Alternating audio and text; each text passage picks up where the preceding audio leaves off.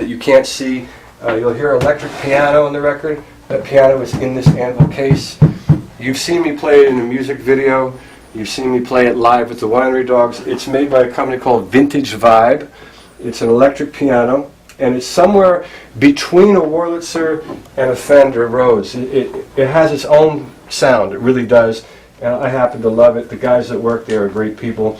So that's what's in there.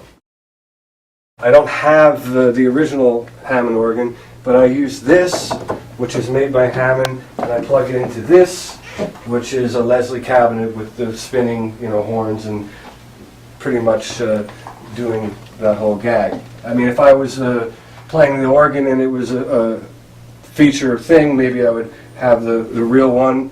But for the kind of things I'm doing, where it's just kind of parts and just flavor, this thing is really comes very close to a real Hammond organ, and it's easy to deal with. I just take it in the other room, run the cable, mic it, and it sounds wonderful.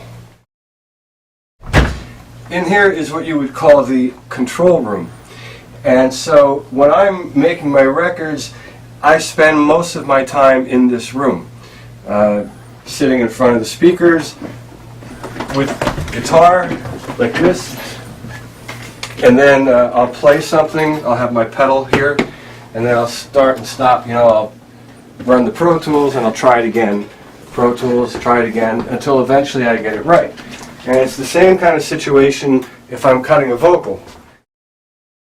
I'll show you the stuff that I use to record. I use this system called Pro Tools that you've probably heard of. So that's down there. And then I have all this stuff.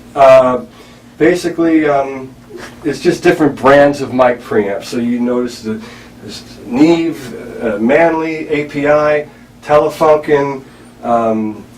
These are my two new favorite things made by a company called Overstare, and the man who designed this happens to be from Pennsylvania, where I'm from, and also happens to be my next door neighbor.